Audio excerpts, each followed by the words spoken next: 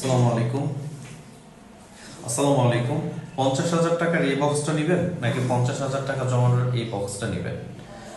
আসলে আপনি কি 200 টাকা সেভ করতে চাচ্ছেন নাকি আসলে আপনার 1000 টাকা 500 টাকা 1000 টাকা নোট যেই বক্সে রাখবেন সেই টাকাগুলোই নষ্ট করে ফেলবেন? সেই বিষয়টা আপনার এই ভিডিওটা থেকে বোঝার দরকার আছে। দেখেন, প্রথমত এই বক্সটার যে সাইজ, এটা এত ছোট যে এটার মধ্যে 50,000 টাকা আটবে কিনা এই প্রশ্ন আমি আপনার কাছে রাখতে চাই। দেখেন এটার সাইজ কত ছোট। আর যারা 50,000 টাকা জমাতে চায় তাদের কি অ্যাবিলিটি আছে যে সব সময় এই 1,000 টাকা 500 টাকা, তারপরে এই দেখেন এইখানে 1500 টাকা জমানোর কিন্তু একটা নোট ছিল, সেটাও দেয়া আছে। তার মানে 500 1000 এর সংখ্যা অনেক বেশি এটার মধ্যে। সো যারা 50,000 টাকা জমাবে তাদের কি ওই অ্যাবিলিটিটা আছে যে সবসময় 1,500 টাকার নোট অনেক বেশি হবে? সো এই যে বোর্ডটা, এই বোর্ডটা যে কোয়ালিটির, এটা যারা বোর্ড বুঝেন তারা জানবেন এটার মধ্যে টাকা রাখলে নিশ্চিন্তে টাকাটা নরম হয়ে যাবে, কালো হয়ে যাবে, চায়ের দোকানের মতো যেমন টাকাগুলো কালো হয়ে যায়, নরম হয়ে যায়, ফুলে যায়, এরকম হবে। এবং দেখেন এটা যখন আমি এক হাত দিয়ে চাপ দিচ্ছি এটা কিন্তু বাঁকা হয়ে যাচ্ছে মাঝখান দিয়ে, কারণ 2mm বোর্ড ইউজ করার কারণে 2mm বোর্ড ইউজ করার কারণে এটা বাঁকা হয়ে যাচ্ছে। এবং এই সাইডে কোনো বর্ডার নেই, ফলে এটা এখান থেকে আপনি খুলে ফেলতে পারবেন। এটা এখান থেকে জয়েন্টটা খুলে যেতে পারে যে কোনো সময়, বা যে কেউ এটা টান দিয়ে টাকাগুলো বের করে নিয়ে যেতে পারে।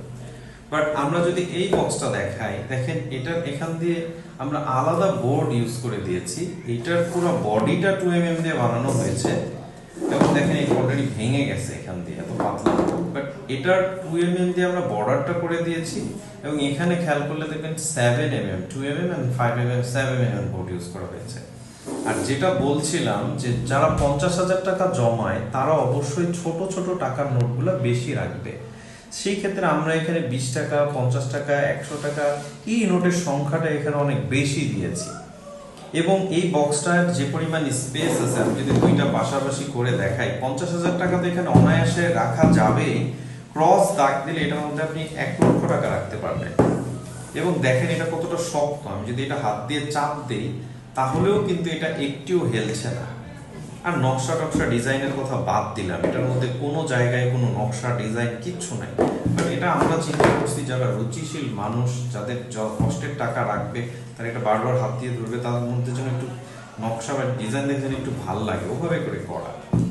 সো যারা দামের বিষয়টা নিয়ে বেশি কনসার্ন, যে একই জিনিস দেখছি বিজ্ঞাপনে বাট কোনটা ভালো কোনটা মন্দ বুঝতেছি না, তাদের জন্য এই ভিডিওটা। আশা করছি এই ভিডিওটার মাধ্যমে আপনি বুঝতে পারবেন কোনটার কোয়ালিটিটা ভালো হবে, কোনটার কোয়ালিটিটা ভালো হবে না।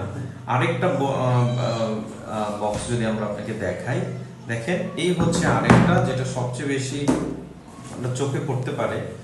এইটার যেই অবস্থা দেখেন, এটার কোথাও কোনো বর্ডার নাই। এটার এখান দিয়ে যে পরিমাণ ফাঁকা, এখান দিয়ে যে পরিমাণ ফাঁকা, এইটা গরম বেশি পড়লে এখান থেকে ছুটে যাওয়ার সম্ভাবনা আছে। এটার কোথাও কোনো বর্ডার নেই, কোনো জয়েন্টে কোনো বর্ডার নেই। সো আপনার কষ্টের টাকাটা যেটার মধ্যে রাখবেন, এটার কোনো জয়েন্ট থেকে হালকা একটু ফাঁকা হলে আপনার টাকাগুলো বের করে কেউ নিয়ে যেতে পারবে। এবং দেখেন যে এই যে বক্সটা, এই বক্সটার কোয়ালিটিটা বা এটা লুকিংটা দেখেন আপনি। এক সাইডে কোনো কিছুই নাই, কোনো সাইডেই কোনো কিছু নাই, শুধুমাত্র এই জায়গায় টাকার সংখ্যা, এবং সবগুলা সংখ্যা হচ্ছে আপনার বড় বড় সংখ্যা। সেটা হচ্ছে 1 লাখ টাকার বক্স।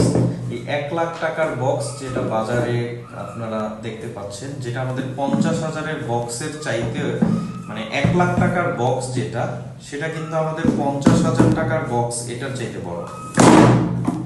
আমাদের 50,000 টাকার যে বক্সটা, এটা কিন্তু এটার চাইতে বড়। এবং দেখেন এই যে এইটার যে বোর্ড আর আমাদেরটা দেখেন এটার পাশে কত বেশি। সো যারা আসলে প্রাইস নিয়ে কনসার্ন তাদের বলবো যে আপনি অবশ্যই বিষয়গুলো বুঝে অর্ডার করবেন, প্রিমিয়াম জিনিসগুলো বুঝে চিনে অর্ডার করবেন। সো আমরা চেষ্টা করছি যারা 200 টাকা বেশি, যাদের কাছে কোনো বিষয় না, যারা চাচ্ছে বাবা মার জন্য বা নিজের জন্য কষ্টের টাকা রাখার জন্য এমন একটা বক্স নিতে, যে 200 টাকা বিষয় না, বাট আমার টাকাটা যেন নষ্ট না হয়, কালো না হয়ে যায়, ফুলে না যায়, এবং এই বোর্ডটা যেন বেঁকিয়ে না যায়, নষ্ট না হয়, বারবার ইউজ করা যায়, আমরা তাদের জন্য এগুলো মেক করেছি। ধন্যবাদ। আসসালামু আলাইকুম।